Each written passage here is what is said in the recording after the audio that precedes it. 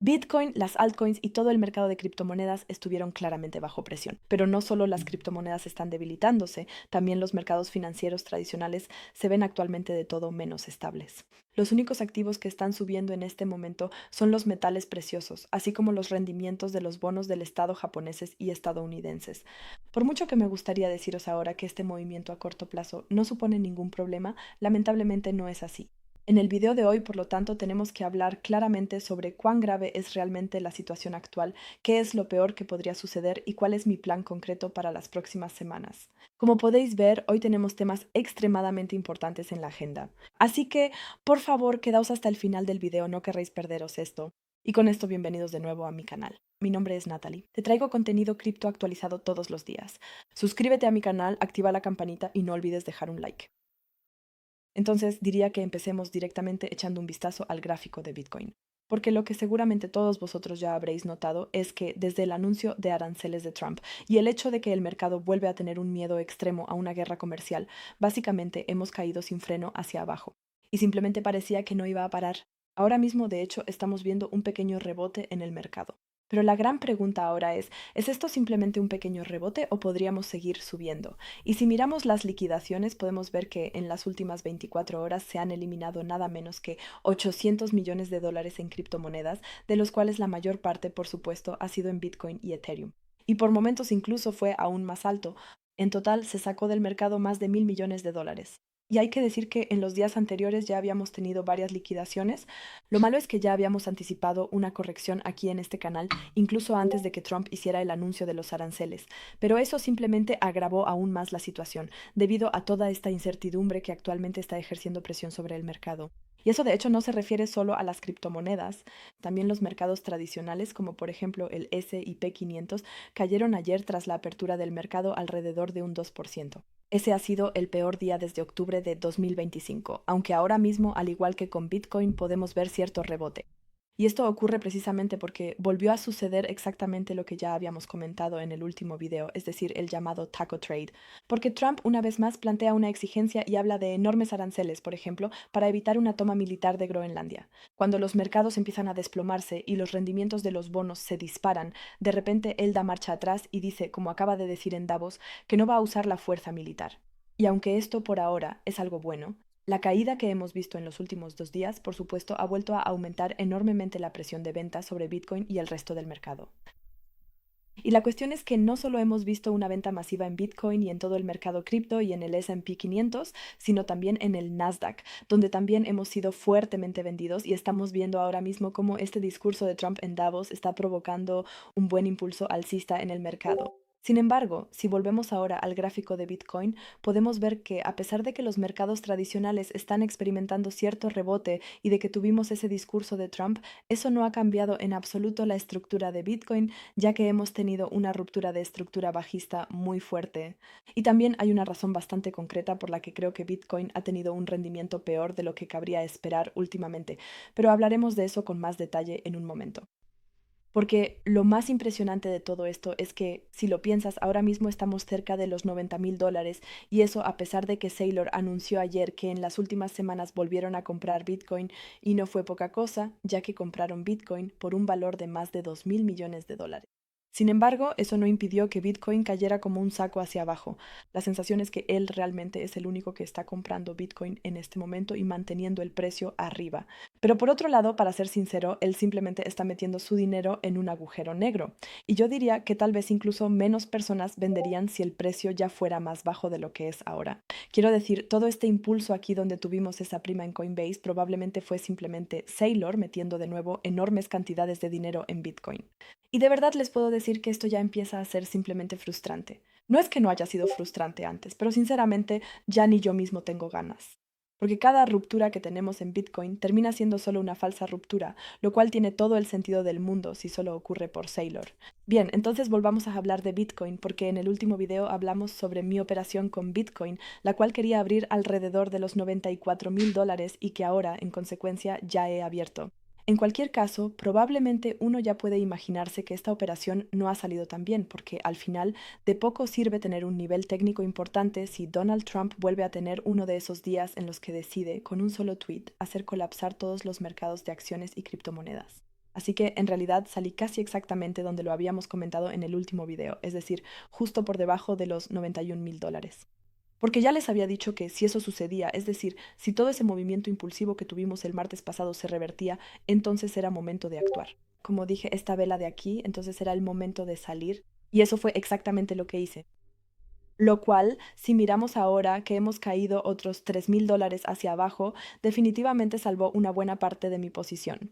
Curiosamente, si ahora nos vamos al gráfico de CME, podemos ver que ese gap de CME, justo por debajo de los $88,000, realmente se ha cerrado a la perfección. Y ese era un nivel que ya habíamos comentado directamente a principios de año, que aunque por supuesto no es obligatorio que se cierre el gap de CME, la probabilidad de que ocurra, lamentablemente, es estadísticamente muy alta. Siempre digo que en el mercado cripto, o ni siquiera solo en el mercado cripto, sino en todas las inversiones y en todo en la vida, uno debe esperar lo mejor, pero estar preparado para lo peor. Y aunque ahora realmente puede ser muy probable que sigamos viendo este rebote, porque también quiero repartir un poco de esperanza con este video, ya que tenemos un gap de CME justo por encima de nosotros, cerca de $93,000. El único problema sigue siendo que incluso si continuamos con el rebote, eso no cambia el hecho de que ya hemos roto nuevamente la estructura del mercado a la baja de manera bajista. Así que, en términos generales, ya hemos estado en una tendencia bajista todo el tiempo, mientras no hayamos superado las resistencias importantes en los 100,000 y, en el mejor de los casos, el máximo del swing en $170,000. Pero incluso esta estructura alcista a corto plazo que hemos establecido desde principios de año, donde hemos estado formando mínimos más altos todo el tiempo, la hemos roto a la baja precisamente con esta línea de tendencia, por lo que mientras eso no cambie, deberíamos estar preparados para que en cualquier caso podamos volver a captar la liquidez por debajo de este último mínimo. Como dije, no estoy diciendo que tenga que suceder así, pero en cualquier caso no se debe descartar nada. Y aunque el video de hoy les suene súper bajista, eso no significa en absoluto que yo sea súper bajista con respecto a Bitcoin, al menos en lo que respecta a largo plazo. Pero en realidad da igual lo que yo piense y cuáles sean mis convicciones. Al final tengo que intentar protegerme lo mejor posible. Por eso también aquí en mi canal, cuando Bitcoin estaba cerca de $140,000, abrimos juntos un evento de short bot. Para ser exactos, este bot de aquí. Y este no solo protege mi portafolio si el precio sigue bajando, sino que, gracias a toda esta volatilidad de subidas y bajadas, ha generado además un 13% adicional. De hecho, tenía pensado por precaución aumentarlo de nuevo alrededor de los $100,000. Es decir, si hubiéramos llegado realmente al clúster de resistencia más importante y decisivo. Pero por supuesto, Trump volvió a arruinarme los planes. Pero lamentablemente no todo sale siempre según lo planeado. Sin embargo, si viéramos un rebote mayor sin que logremos construir de nuevo una estructura alcista a corto plazo, entonces definitivamente reconsideraré todo esto. Y la cuestión es que solo porque ahora tengo un bot en corto funcionando, eso no significa, por supuesto, que vaya a cerrar todos mis bots en largo. Las monedas en las que sigo siendo alcista a largo plazo, como por ejemplo Canton, Bitcoin, Solana, Ethereum y demás, las dejo seguir funcionando. Quiero decir, solo miren el bot de Canton. Ha estado funcionando durante unas 3 semanas y ya ha generado un 13% de ganancia en el grid. Y la posición, que antes estaba realmente en negativo, ahora está de nuevo apenas en positivo. Sin embargo, la posición en sí solo está un 3% en positivo. Pero gracias a todas estas ganancias del grid, en total he obtenido casi un 16% de ganancia. Y la cuestión es que incluso en las posiciones en las que todavía estoy en negativo porque el precio cayó más rápido de lo que el bot pudo trabajar, igual he obtenido muy buenas ganancias.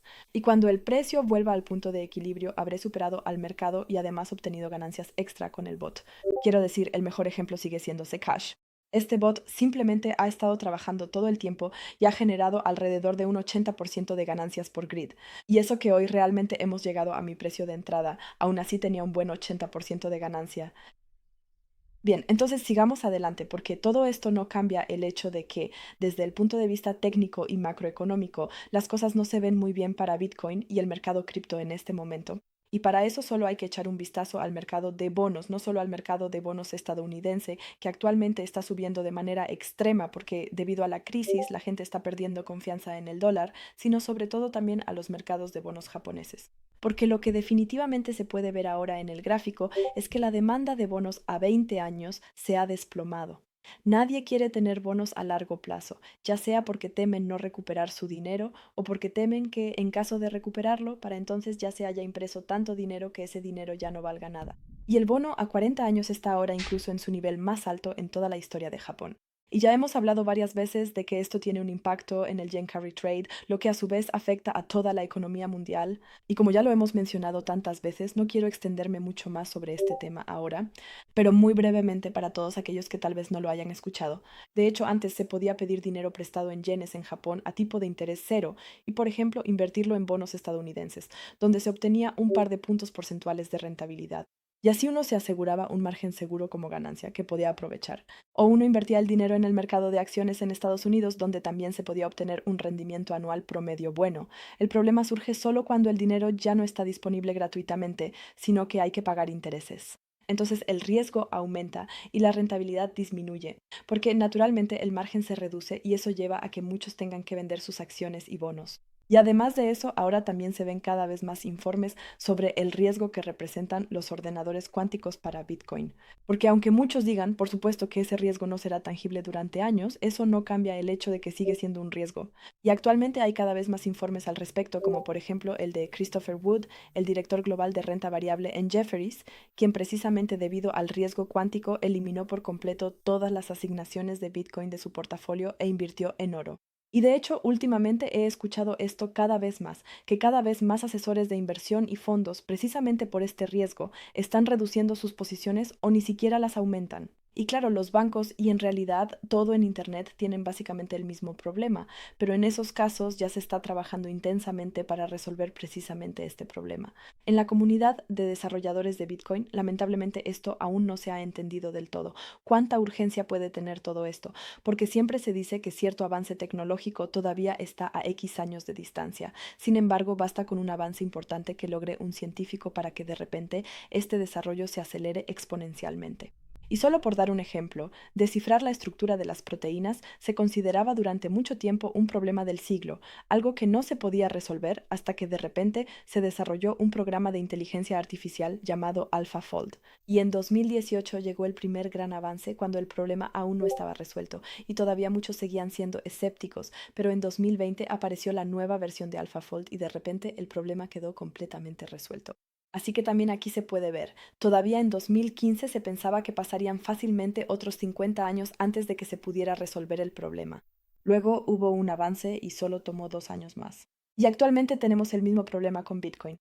Quiero decir, claro, tal vez realmente falten aún 20 años para que se convierta en un problema, pero quizás tampoco sea así. En cualquier caso, es otro catalizador que está empujando el precio actual hacia abajo, junto por supuesto con la situación macroeconómica actual. Por eso mismo, actualmente, salvo por las estrategias de trading, yo esperaría primero a que veamos precios más bajos y entonces aprovecharía la oportunidad para comprar, o bien esperaría hasta que podamos establecer de nuevo una estructura de mercado más positiva, sobre lo cual, por supuesto, como siempre, los mantendré informados. Y mientras tanto, aprovecho la oportunidad, por ejemplo, para hacer operaciones a corto plazo o también para participar en airdrops. Esto se puede hacer dependiendo del airdrop con un riesgo relativamente bajo y da igual si el precio sube o baja.